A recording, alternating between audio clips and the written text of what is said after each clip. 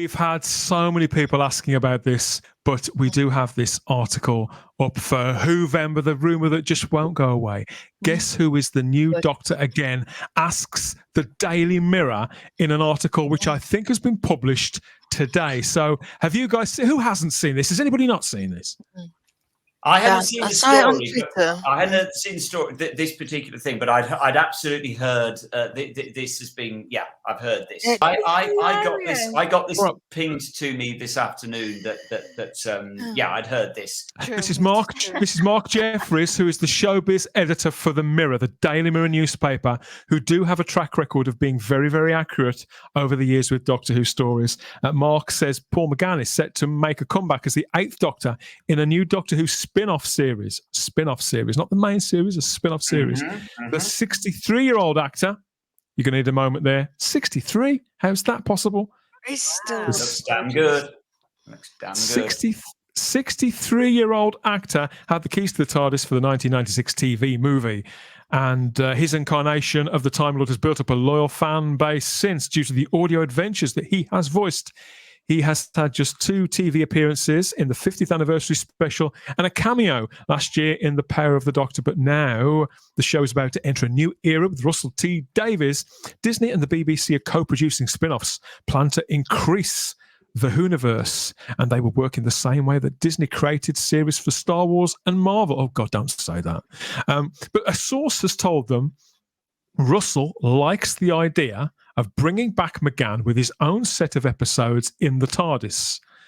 What do they mean by that? They just be travelling in the TARDIS? Well, I'm wondering, Ian, do they mean that the episodes are all going to be set in the TARDIS?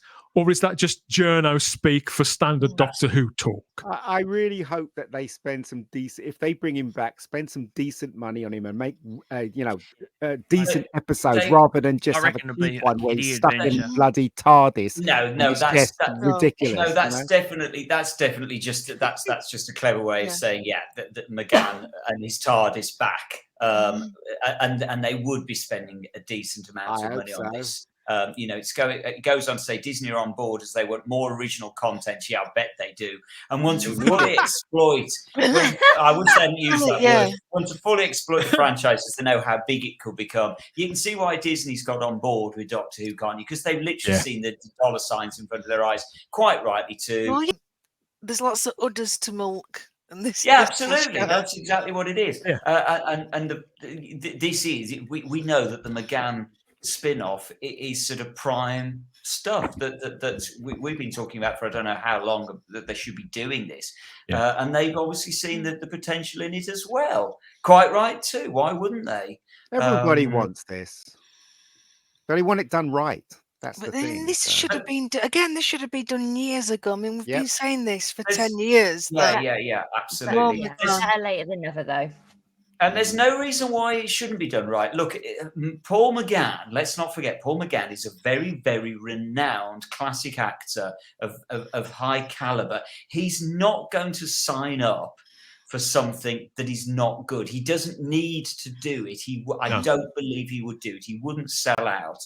And if this is true, he wouldn't sell out and do it if it wasn't going to be good. I just don't believe Paul McGann, of all people, would do it because he doesn't need to. Paul McGann, obviously, in 1996, he was kind of the reluctant Time Lord. He certainly didn't know what he was getting into. But then again, I think most of them have never known what they were getting into. But he was the guy who said he would never do conventions, he would never do this, he would never do that. Things terrified him back then. And he'd had a great career before. He's had a great career since. But over on audio, Paul McGann's Doctor, his 8th Doctor, has gone on to have an enormously successful run. Seriously, some of the best Doctor Who stories that I've ever experienced have been thanks to this man and this performance, nailed on characterization, making me feel like I've actually seen these stories. Paul McGann is a class act who's still never off the telly. Look, I really want to see this. I want to see a really good stories. I want to see Paul McGann back. I want to see his TARDIS again. I'm not necessarily want to see him in that costume, but I definitely want to see his TARDIS. His TARDIS is amazing. So I want to see that back, and I want to carry on with the story with him in the Time War and you know, how he got to that point and stuff like that. That'd be amazing. He definitely will not be wearing that outfit. No. I can 100% guarantee Yeah. that you'll Well, never that see wig. or the Yeah. wig. I mean, I would imagine if this is correct, if this is correct, and you know, let's pray that it is. And Disney, it sounds from the article that you just brought up there, Dan, it sounds to me like Disney are kind of leading on this. It sounds like they're sort of steering it, pushing it. Now, if that's true, then I would fully expect them to possibly shoot this in the way that they have done with The Mandalorian against, I can't remember the process. What's the process called that they've done with The Mandalorian? Yeah. Called the volume. Is it called the volume? The volume. Surround. Thank you, Dan. It's the volume. It's an immersive environment, isn't it? Like a 360 digital studio that they project onto. Yeah, 100%. In effect, it's back projection. That's what it is. But it's a 360-degree back projection, and then they use they build small amounts of set for the actors to actually interact in, and the background moves. I mean, it just is truly incredible. I'm not a fan of The Mandalorian, but the technology that went into producing it is literally mind-blowing, and I wouldn't be at all surprised if it's exactly that technology that they would use for this and shoot it in the same way that they've done with The Mandalorian. They're probably going to use that. It's actually remarkably cheap to do it. But they're probably going to use that technology with Shooty's Doctor as well, because it is being used by almost every company going, especially when it comes to sci-fi. So they're probably going to do that as well. But I'm just saying, if this is true, I'll be really excited, and I think this will get more viewers than something like the Unit spin-off or the other. I agree. I think everybody wants to see this one. Oh, Ian, would you be surprised if I told you that ever since this article was published, I mean, the hashtag Paul McGann was trending all day today on X. Wow, fantastic. But this isn't just the name on everybody's lips this last 24 hours. I don't think it's barely been off people's lips, probably since Night of the Doctor, or maybe even before then. But it's got a lot of scope, you see, because when we left him, he left Grace, and he just flew off and stuff like that. So there's a lot of scope for what happened when he left to the point of when the war started, and that there's a lot of scope for stories there, you know. And there is a lot of fertile ground. But there are several pockets of storytelling available with this incarnation of the character now, I feel, Simon. And as I say, it just makes absolute sense to me that Disney would zone in on this because, look, much as we love those classic Doctors, Disney are never going to see the value in a new Sixth Doctor series. We know that, but Paul McGann, is still, as I say, a very renowned actor. He's still very much current. And so he's still very much a leading man from that point of view. So I can totally see why Disney would zone in on this and say, we can see the value in doing an Eighth Doctor series. And as you say, Dan, there's just so many places they can go with it. It's just got so much value there for them that they can see financially, creatively, what they can do with it. When you think about it, it actually is a no-brainer. And, if they're not doing this, you kind of think, well, for goodness sakes, why are you not doing this? Because it makes total sense to do this. It didn't. And he doesn't have to wear the cravat either, Ian. He could be wearing this leather jacket with the bag that he's had on the audios, or we could catch up with him a little later nearing the end of his life where he's I don't like that. I prefer the jacket, and I don't like the boots he wears in this stupid. Oh, I like this outfit. I must be honest. Oh, I love it. I know you don't like it, Ian, but I think it's fabulous. But on that note, on that wonderful note as well, I have got to go because I can feel myself dropping, and I don't want to be like. Bless you, and you've got an early start. At some point. Yes. Company show. Night, Shaw. Good night, Shaw. See you soon, love. Bye. Take care. Bye. Night. But I mean, the thing with a possible McGann series is as I say, we've been talking about it on the show for I don't know how many times have we said, we love it if they did it, but I can, to cut the BBC some slack on this, I can see how it would be difficult for the BBC to run an Eighth Doctor series in parallel, while with a current new format with Shooty in there. It's a really difficult one to pull off. That is for the BBC, but it makes absolute sense for it to be on an alternative channel. Of course, what we possibly haven't realised here is the irony for us is that we might not actually get this unless we're subscribers to Disney Plus. It might be behind a paywall. Well, I would definitely subscribe to Disney Plus if they were going to make this. Here's hoping he's not going to be a co-star in his own bloody show. So what Disney does to other stuff, but hopefully it'll be really good. And you know what? Paul McGann deserves this. He does. Even though been given for years, he deserves this, man. I think I should draw people's attention to the fact that even though Disney gets mentioned a lot in here and other Disney properties, they do say it's all planned to increase the Whooniverse with Bad Wolf involved. So I wouldn't necessarily expect Disney editorial to interfere as much. I mean, yeah, every time we say this, people say, "Oh, Disney this, Disney that. They ruin this, they ruin that." But they do only have so much influence, and I can't imagine that this would be handled with any less care than the main series. If it would happen, obviously. I got a quote here from Paul McGann himself. He was approached recently. He's given a couple of interviews. He won to the Telegraph and then another to Film Stories magazine. So all they've said here is this is from a recent interview. So I don't know which one they've taken it from. But Paul said, "I finally got to be in an episode, and the fans tell me they hope there will be a chance of some more. That would be nice. I would be well up for it."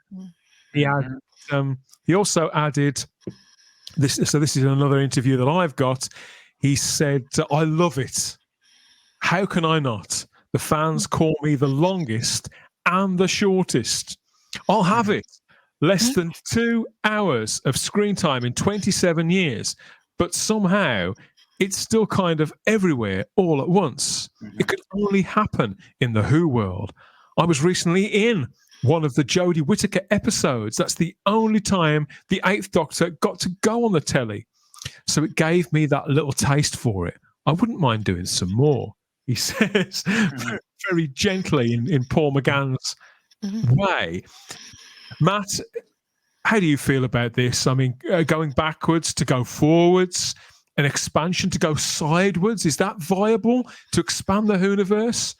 I mean, is it just the fact that this is a much-loved actor he can still move really well, he can still act beautifully, and they'd be mad not to take this? I'm just glad it's not going to be a spin-off Donna Noble and Rose. But no, look, I mean, I've always liked Paul McGann. I see, unlike a lot of people, I see the movie as canon. Yeah. I got a shock when I found out there was a lot of people that don't agree, you know. But in that way, I mean, therefore, you know, I don't see the last, you know, I've been out of the fandom for the last 5-6 years, so, you know, so to me, you know, still Peter Capaldi. So, but yeah, I can't wait. The only problem is, I think it may be too little, too late. That's what I was thinking as well. He is getting along in years. The last time we saw him, besides whatever it was that he was in, he was in when he was regenerating into John Hurt. You know, he was 10 years younger. Yeah. So, you know, to have that jump and to have him suddenly back in as a younger Doctor, it just seems a little bit.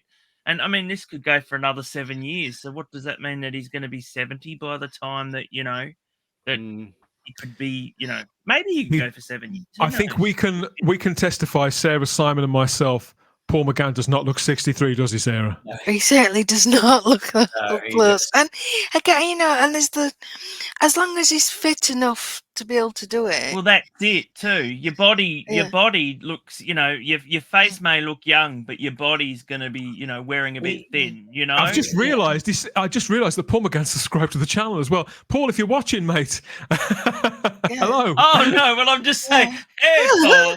No. Well, we've still got to get that interview with him. So this is the perfect time.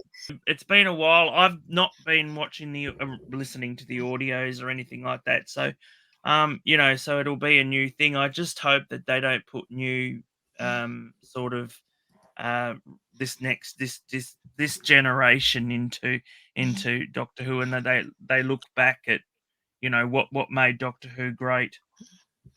See, if this is actually happening, and I hope it is, this could really be amazing. This could actually do better than Series 15 in terms of the fandom, because how many people have been wanting this. This is a big deal, and as much as Shoot is popular with a lot of the young'uns, is still up and coming. He's not got the star appeal and the presence that Paul McGann has. Well, the other thing on that, Sarah, I guess, is that maybe what they're doing here is they are actually being quite clever by they're presenting us with new Doctor Who with Shooty.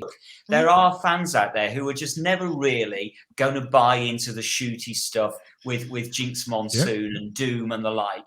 So we're going to give you something that we know you will enjoy as well, which is a Paul McGann series. So maybe actually they really are being clever here, and they're being generous and actually saying, we're going to give you something back, you fans that aren't really feeling New Who. He did look his age in the Power of the Doctor's the only episode I saw of Jodie's one. I don't think he looked his age. He looked older than he did in the Night of the Doctor. I don't think he looked his age. Yeah, but you can do a lot of things with lighting and also making him grow his hair slightly longer, because he did. I don't know. He just didn't look fresh, in other words. So, but I think it's possible to actually get him back and and get the series up and running with him. And I think he'll be fantastic personally. When you've got an actress with the profile and the respect that Nicola Walker has, right, who plays one of his companions on audio, and she's been very publicly talking about and talking up the audio series that she's done with him, and kind of low-level campaigning to turn that into a series. Nicola Walker is a really well-respected British character actress. She's completely up for this. A series led by Paul McGann and Nicola Walker, that would get a lot of attention on British television. Because they've starred in detective shows and stuff like that together. So put them in Doctor Who, I think that would get a lot of attention. I think it would. Well, the other thing that I think with this is I really couldn't worry less about Paul McGann being the age he is and looking the age he is. For me, that's great. I really would like to see, because what this would do if this worked is that you would have a very, very different style of Doctor Who. You would have an actor with gravitas. And the older you get, the more gravitas you get if you are that kind of actor. And Paul McGann is that kind of actor. So he would bring a very, very different style to the show by being the age he is now compared with the age he was in the movie or even in Night of the Doctor. And I like that. I want to bring that on board as far as I'm concerned. I want to see older actors in this kind of stuff, bringing some gravitas that you don't get with younger actors. So for me, look at somebody like Morgan Freeman. How old is he, bless him? And he acts everybody off the stage. So I want to see that. So bring it on for me. I have no problem with him being the age. God, no, I really... See, everybody looks the same. Everybody looks like we're anticipating this. And it's Whovember. I want only nice things for the Doctor Who community in Whovember. So I really hate doing this. But I've got some news. He's not doing it. Okay, the thing is, right, so I think that we forget how regularly this story comes around. And it was only late summer when we had the last round of this. It never made it into the tabloids. That has to be accepted. Every time this story comes back around, it seems to be more amplified and people are there's more excitement around it. I think it helps that everybody's a little more excited about Doctor Who now because it is Whovember and Doctor Who is in the media. It's something that's woken up, shall we say. So it's on people's minds. But when this last got brought up in August, he was very quick to discount it. At the time, he was at Long Island Who, which is run by a friend of the show, Ken Deep. And earlier on, Ken put this out on social media. Now, Ken and Paul are friends. If you remember when we were, we launched Doctor Who Podcast Day here. That was something that was born from us here at Type 40. And Paul got involved with that, and so did Ken. And Ken tweeted and shared this on social media earlier on. And it does look like bad news. And Paul McGann, amazing. Shame nobody thought to mention it to me. We're doing it now, Paul. We're doing it now, man. Better late than never. So this was freshly shared by Ken. I don't know whether this was something that was said to him then, or whether he's been in touch with Paul in the last 24 hours. I do know another, I won't name him, but somebody else in the Doctor Who community has, I believe, spoken to Paul today as well and got a similar answer. So it would seem that there isn't any truth in this after all of that. Ooh, that's a shame. Ian, you do it. You're a director. Shoot it. If Paul's listening, let's talk. But I don't know. It's a shame, really, because out of all the crap they've been talking about, and I do say it's crap about the unit spin-off, this, that, the other, whatever.